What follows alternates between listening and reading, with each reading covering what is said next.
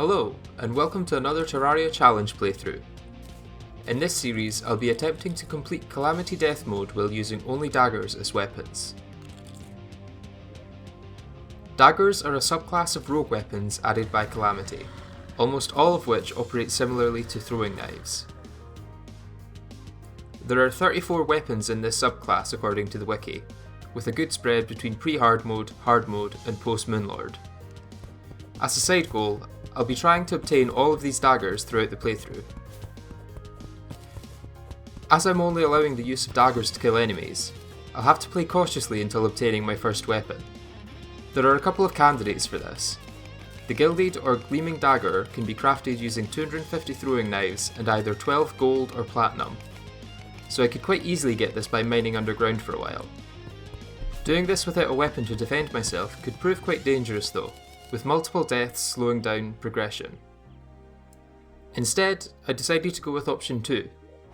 Wolfram knives are consumable daggers that can be crafted using wolfram scrap. Usually you'd obtain these by killing the weak wolfram enemies on the surface, but as I have no weapon, that's not an option. Luckily you can also obtain wolfram scrap from crates, so I clear out a pond underground and get fishing.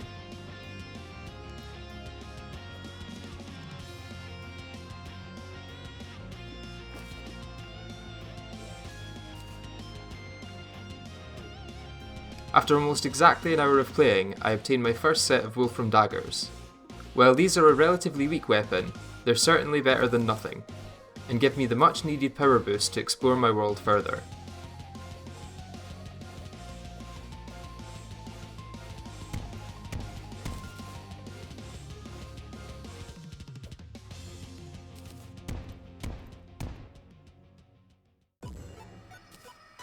After gathering materials in the snow biome, I craft Snow Ruffian armour.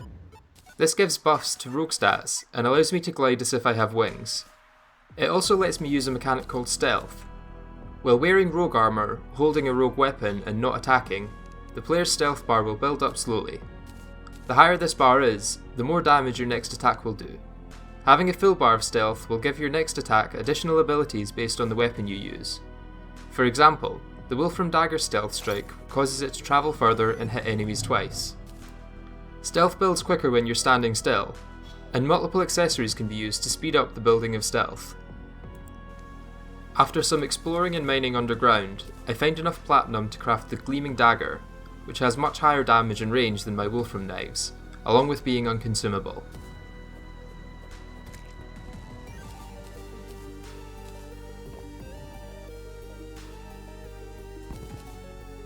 In the main planetoid in the space layer, I loot some planter boxes, and use them to set up a farm at my base.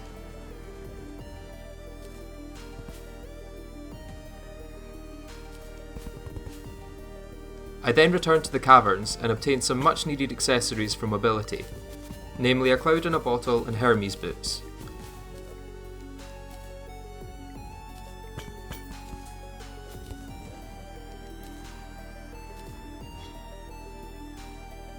In an incredible stroke of luck, I stumble upon the very rare Cavern Shrine. Only one of these structures spawn per world, and it is guaranteed to obtain the Onyx Excavator Key, a mount summoning item that allows for incredibly quick mining.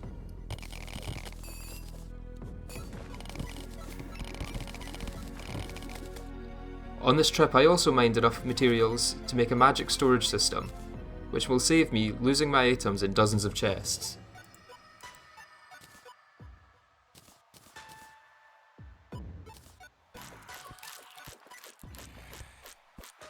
After hiding in my house through a blood moon, I am rewarded with a money trough and shark tooth necklace, along with many items I can sell for gold.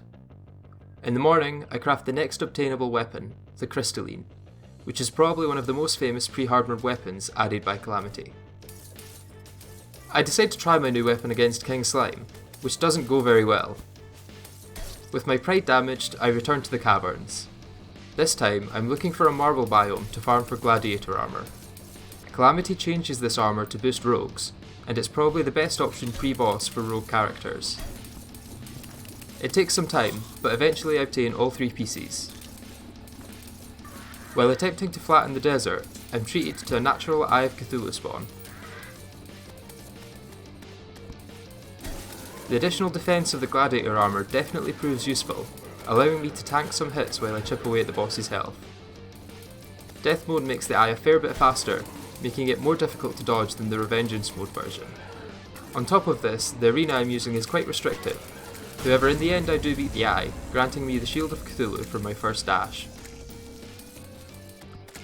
The next morning, a goblin army spawns, and I quickly take them down without much hassle. The excavator mount combined with a hunter potion allows me to find the goblin tinkerer quite quickly. So I upgrade to spectre boots and a fart in a jar, which is objectively the best double jump. The next few days are spent expanding my housing and building an arena in the desert, which I then use to rematch King Slime. My upgrades make this fight a lot easier, but it's still far removed from the pushover that is vanilla King Slime.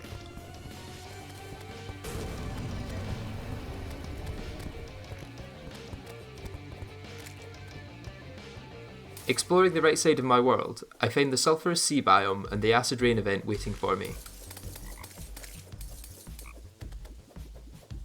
The event is quite easy to get through, just a little time consuming. Using some of the drops from the event, I can upgrade to Sulphurous Armour, which along with rogue stats provides me with another jump which releases a damaging sulphurous bubble. Strangely, this jump seems to come after the flight from Spectre Boots, so it can be quite awkward to use. After adding another layer to my desert arena, I spawn the Desert Scourge. The splitting projectiles of the crystalline are quite good at hitting multiple segments of the Scourge, although I find the piercing of the gleaming dagger to be a bit more consistent. Sulphurous armour also causes attacks to inflict venom, which can be quite powerful against worm bosses when multiple segments are inflicted. After defeating it once, I farm it a few more times using the Sand Cloak accessory. While wearing this, you can use a hotkey to spend 25% of your stealth on a damaging dust storm. This also does well against worm bosses if you can get it to travel through the storm, as each segment will take damage multiple times. At this point, I take a break from bosses and events to focus on obtaining one of the best pre-Hardmode accessories, the Bundle of Balloons. Calamity adds recipes for all of its components, and one of the ingredients I'll need most is clouds. I get a little carried away with the excavator mount and end up destroying an entire sky island, but at least I won't need to collect clouds ever again. With all the ingredients stored, I craft the multiple bottles and balloons and then combine them together to make the bundle.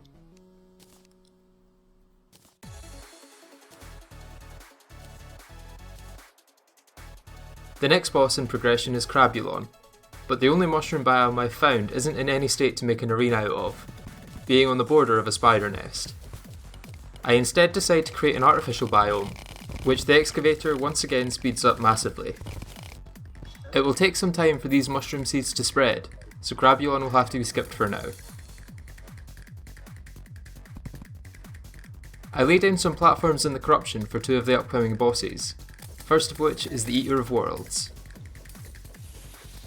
My first few attempts end in failure, with me being overwhelmed by multiple small worms.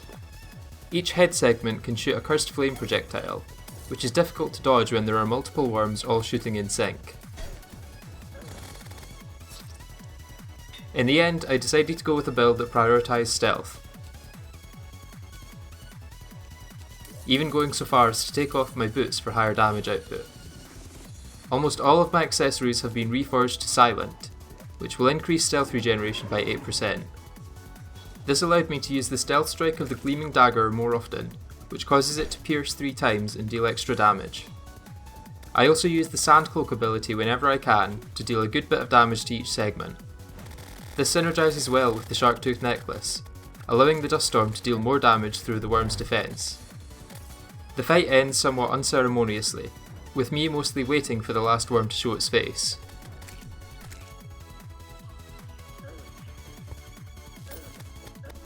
With the drops from the Eater of Worlds, I craft the Nightmare Pickaxe in Silencing Sheath, which grants an extra 20 stealth and 15% increased stealth regeneration.